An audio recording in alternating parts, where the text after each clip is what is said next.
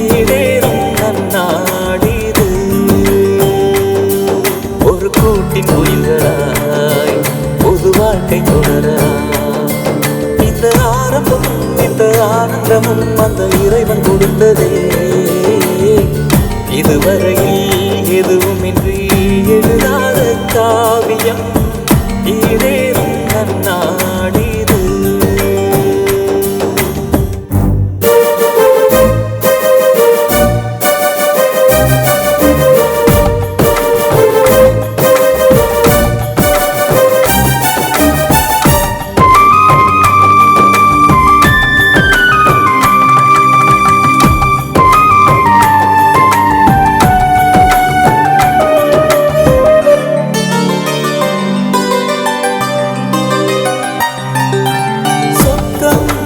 தேவையில்லை சொந்த பந்தங்கள் சேர்கையிலே துணையாகத்தான் இருந்த உமையாளிவளே. ஒரு கோடி துன்பங்கள் வந்தாலும் கலராமல் சுமை தாங்கி போலிருந்த மனையாளிவளே. அன்பு மட்டும் போதுமே துன்பங்கள் சேராது. அளவில்லா பாசம் என்றும் அலை போல ஓயாது.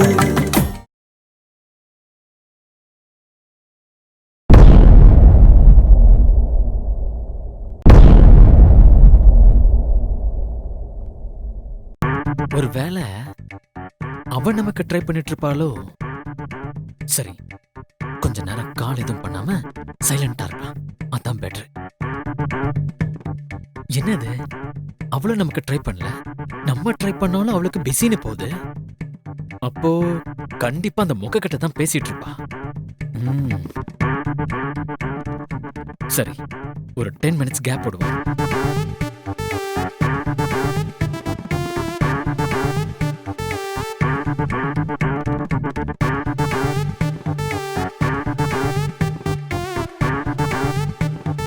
இந்த தடவை கால் பண்ணுவோம்.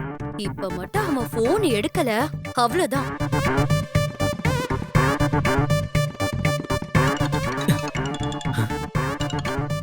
போன் எடுக்கறானா பாரு. ரிலாக்ஸ். ஓவரா வளைஞ்சிட கூடாது. கெத்த அப்படியே மெயின்டைன் பண்ணும். ஹலோ, யாரு?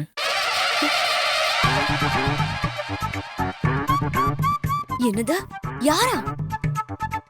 அட பாவி, லவ் பண்ணுவ, பாப்ப, சைட் அடிப்ப, போன் பண்ணா யாருன்னு கேப்பியா? ஹலோ, நான் பாரதி பேசுறேன். பாரதினா எந்த பாரதி? எனக்கு தெரிஞ்சது ஒரே ஒரு பாரதி தான். அவரும் இந்த தமிழ் எல்லாம் பாட்டு எழுதினாரு, மகாகவி பாரதியார். அதான் அந்த ஆசை முகம் மறந்து போச்சு அப்படின்னு எழுதினாரு, அந்த பாரதியார் தான். அவரும் பாவம் ரொம்ப சின்ன வயசுல செத்து போயிட்டாரு. புக்ல படிச்சிருக்கேன். ஆமா, நீங்க இந்த பாரதியாரு? ஹலோ, நான் தான் பாரதி. உங்களுக்கு தெரிஞ்ச பாரதி.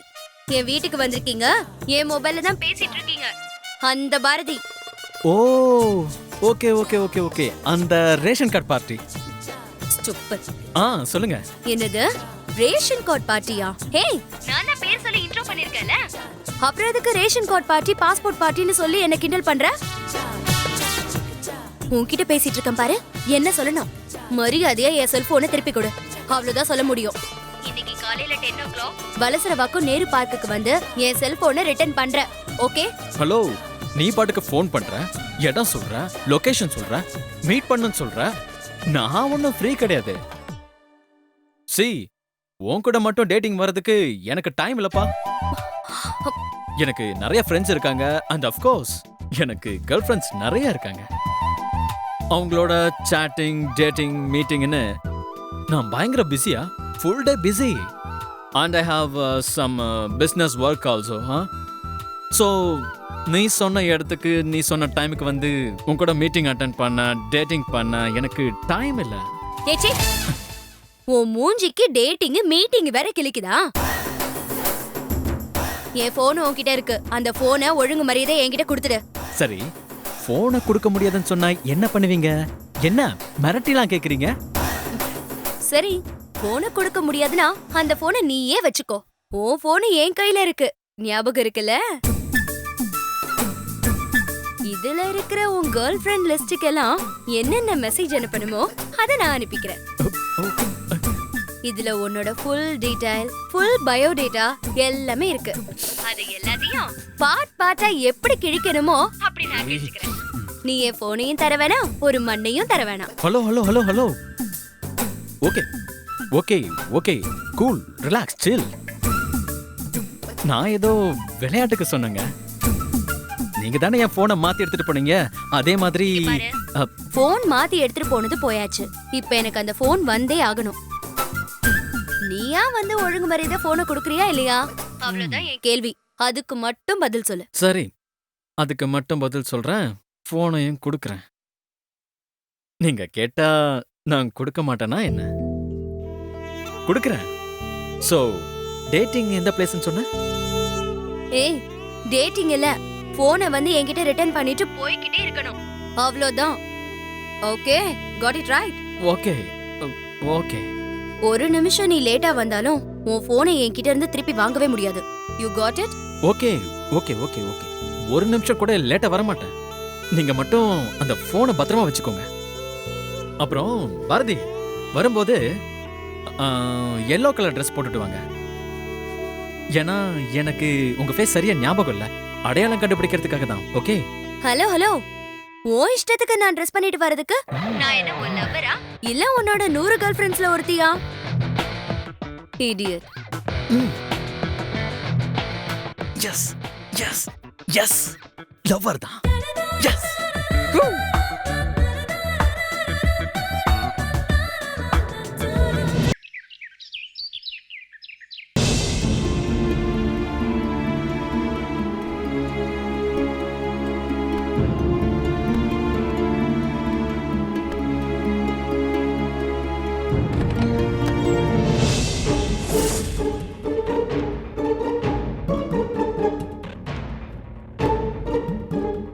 என்ன இது? பர்ஸ மறந்து வீட்ல வச்சுட்டு போயிருக்காரு. இதுல தானே லைசென்ஸ், ஏடிஎம் கார்டு எல்லாமே இருக்கு. டீசல்லாம் ஏடிஎம் கார்டுல தானே போடுவாரு. பணம் இல்லாம என்ன செய்ய போறாரு? ஐயோ, தெரியலையே.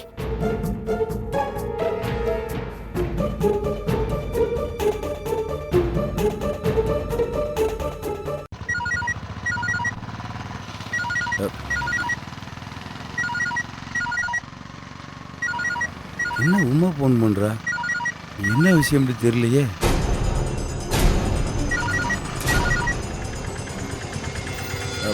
ஹலோ, சொல்லுமா. ஏங்க, எங்க இருக்கீங்க? என்ன உமா, என்னாச்சு? நானே பாதி வழியில போயிட்டு இருக்கேன் உமா. ஏங்க, யாராச்சும் இப்படி ஒரு வேலையை பண்ணுவாங்களா? அப்படி என்னங்க பார்த்துட்டோம்? மதுரைக்கு தானே போயிட்டு இருக்கீங்க? ஆமாம், நான் மதுரைக்கு தானே போறேன். மதுரைக்கு போயிட்டு வரேன்னு சொல்லிட்டு வந்தேன். நீங்க மதுரைக்கு போங்க, நாகர்கோயிலுக்கு போங்க, எங்க வேணாலும் போங்க. ஆனா நீங்க பர்ஸ மறந்து வீட்லயே வச்சுட்டு போயிருக்கீங்க. ஐயோ, ஆமாம்மா, பர்ஸ் எடுக்காம வந்திருக்கேன் போல. ஏங்க, உங்க ஏடிஎம், லைசென்ஸ் எல்லாமே பர்ஸ்குள்ள தானே இருக்கு. கார்டுல தானே நீங்க டீசலே போடுவீங்க. இப்போ என்ன பண்ண போறீங்க? ஆமா உமா, அவசரத்தில் எதையுமே கவனிக்காமல் கிளம்பிட்டேன்னா அதான் மறந்து போச்சு. ஒன்று பண்ணு, நீயே பரிசு எடுத்து அப்படியே வச்சிரு. நீ நம்ம வீட்டு வாசலில் வந்து நில்லு, நான் வந்து அங்கேயே வாங்கிக்கிறேன். நான் வீட்டுக்கு பக்கத்தில் வந்துட்டு உனக்கு கால் பண்ணுறேன் உமா. சரிங்க, பத்திரமா பார்த்து வாங்க. ஏதோ ஒரு ஞாபகத்துல எல்லாம் வண்டி ஓட்டாதீங்க, சரிங்களா? சரி உமா, நான் வந்துடுறேன்.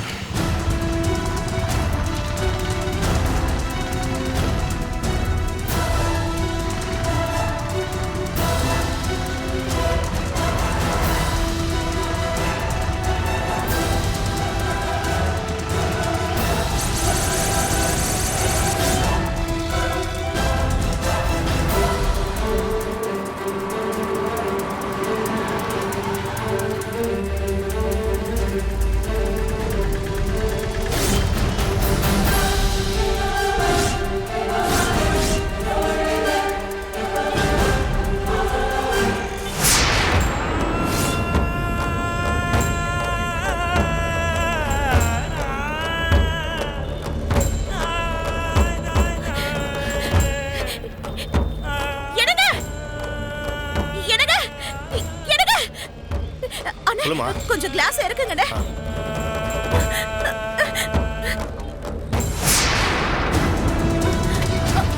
என்னங்க? ஐயோ அண்ணே, அந்த வண்டியை கொஞ்சம் ஃபாலோ பண்ணுங்கண்ணே.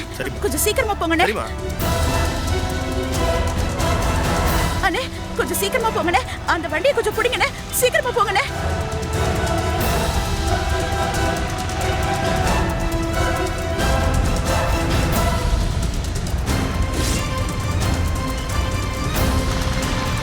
இன்னும் கொஞ்சம் சீக்கிரமா போங்கண்ணே. அந்த வண்டி ரொம்ப வேகமா போகுது.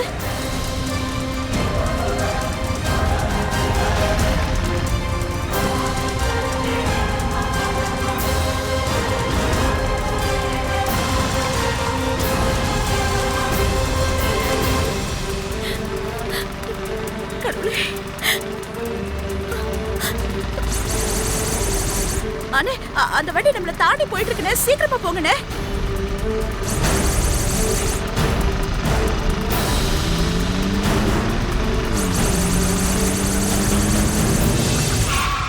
யோ வண்டியை கொடுக்குது முன்னாடி பண்ணிட்டு இருக்க.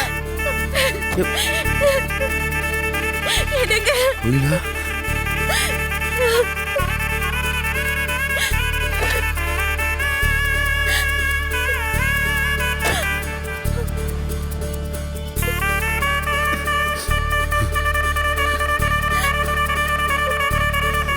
கோயிலா? ஆமாங்க, நான் உங்க கோகிலா. உங்க கோகிலான்னு நிஜமாவே என்ன நம்புறீங்கல்ல? எனக்கு இது போதுங்க. எனக்கு இது போதும். கோயிலா என்ன மன்னிச்சிரு கோயிலா. ஐயோ என்னங்க? எனக்கு புத்தி இல்ல கோயிலா. இத்தனை வருஷம் உங்களோட குடும்பம் நடத்தி நீதான் என் பொண்டாட்டி எனக்கு புரியாம போச்சு கோயிலா. கோயிலா மன்னிச்சிரு கோயிலா. நான் உங்க கோகிலாங்க. நான் உங்க கோகிலா. நான் உங்க கோகிலாங்க. நான் உங்க கோகிலா.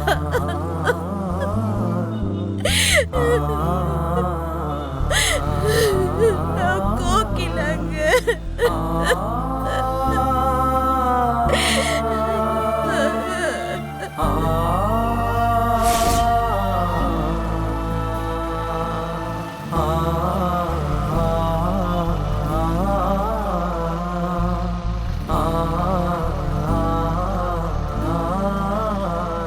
என்னமோ தெரியலங்க, நான் இன்னும் உங்ககிட்ட என்னன்னு சொல்லணுமோ. நீங்க எப்படி என்ன கோகிலான்னு ஏத்துக்குவீங்க? எப்படியாவது உங்ககிட்ட எல்லாத்தையும் சொல்லி நான் கோகிலாங்கிறத நம்ப வச்சிரணும்னு ஒவ்வொரு நாளும் அந்த சாமி கிட்ட வேண்டிக்கிட்டே இருந்தேங்க. ஆனா ஆரம்பத்துல இருந்து நான் வேண்டினது அந்த சாமி காதுல விழவே இல்லை. ஆனா இன்னைக்கு எப்படியோ கேட்டுருச்சுங்க. நான் உங்க கோகிலா, உங்க பொண்டாட்டின்னு நீங்க நம்புறீங்க. அது போதுங்க எனக்கு. அது போதும்.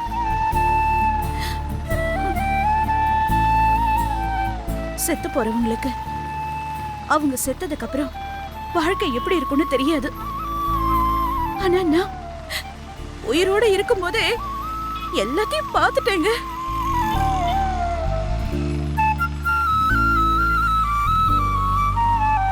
எனக்கு எப்படி சொல்றதுன்னு தெரியல கோயில. மன்னிச்சிருந்து ஒரே ஒரு வார்த்தையில சொல்லிட்டு நான் தப்பிச்சுக்க விரும்பல. எல்லாரும் முன்னாடியும் நீதான் என் முன்னாடி நிரூபிக்கிறதுக்காக என்னென்னமோ பண்ணி பார்த்த. யாருக்குமே புரியல. இந்த மரமண்டிக்கும் புரிய மாட்டேன்ருச்சு.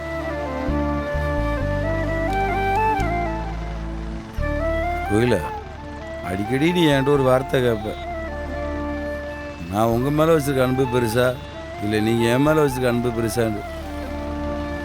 உண்மையை சொல்லணும்டா, நீ தான் கோயில என் மேல அன்பு வச்சிருக்க.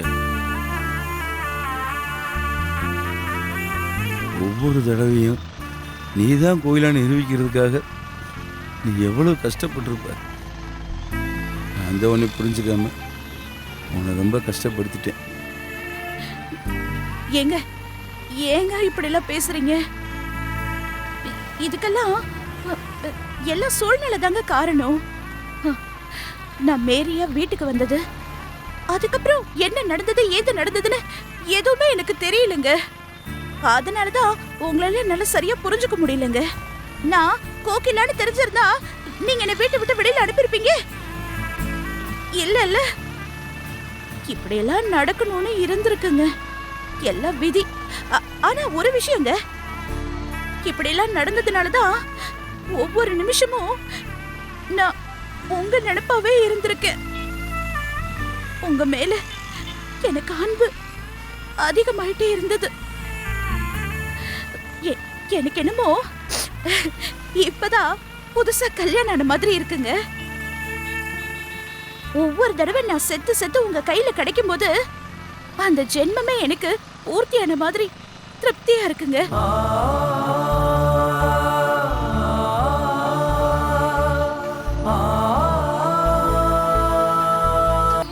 நான் வரும்போதே நினைச்சுக்கிட்டே வந்தேன், எனக்கு எவ்வளவு கஷ்டமா இருந்தது தெரியுமா? அந்த வீட்ல இருந்தவங்க நான் கோகிலான்னு தெரிஞ்சுக்கிட்டு என்ன ஊருக்கு போன அனுப்பி வச்சுட்டாங்க.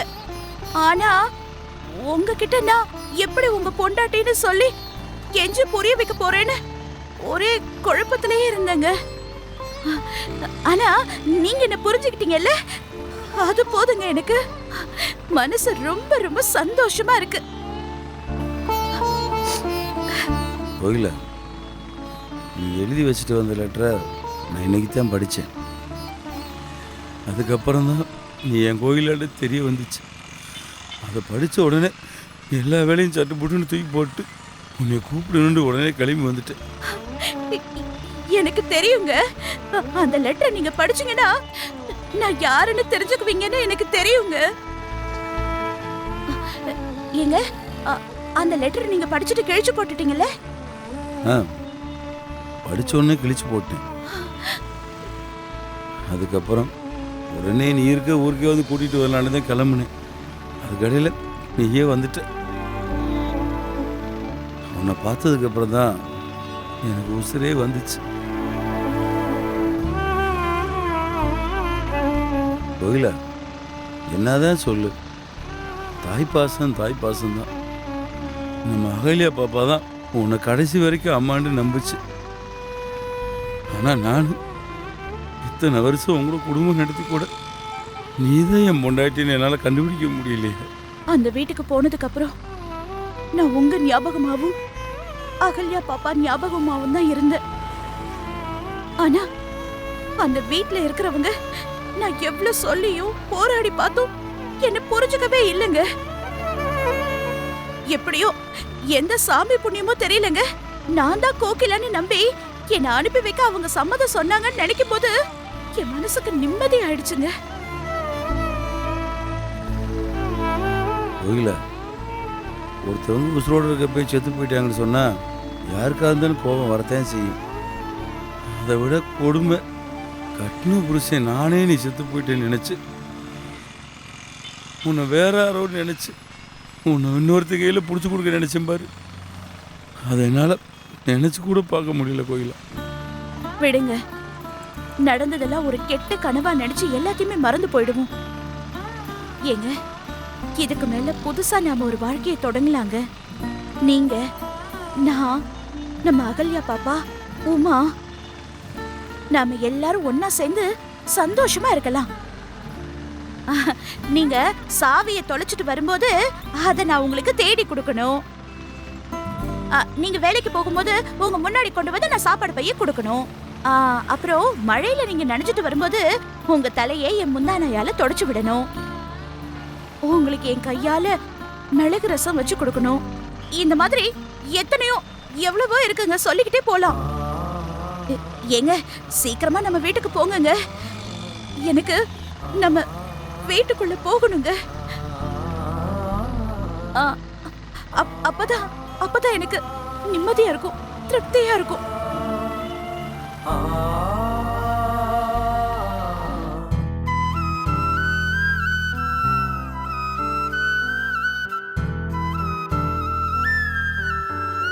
அகல்யா பாப்பா, நீ சமத்தில்ல, இப்ப நம்ம சாமி கும்பிட போறோம்.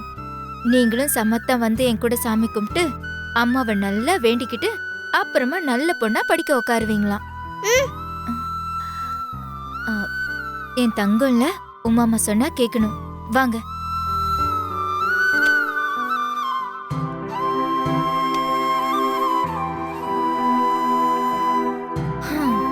என் குட்டி மாமியாருக்கு நான் எப்பதான் நல்லவளா தெரிய போறேனோ தெரியல.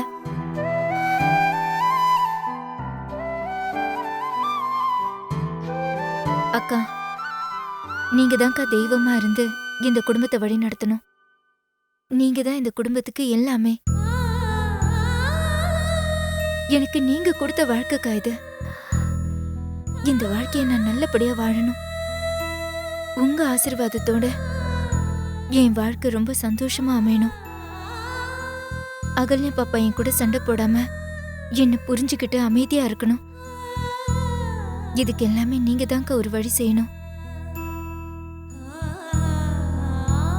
தெரிஞ்சோ தெரியாமலோ நான் உங்ககிட்ட ஏதாவது தப்பா நடந்திருந்தா தயவு செஞ்சு என்ன மன்னிச்சுடுங்கக்கா.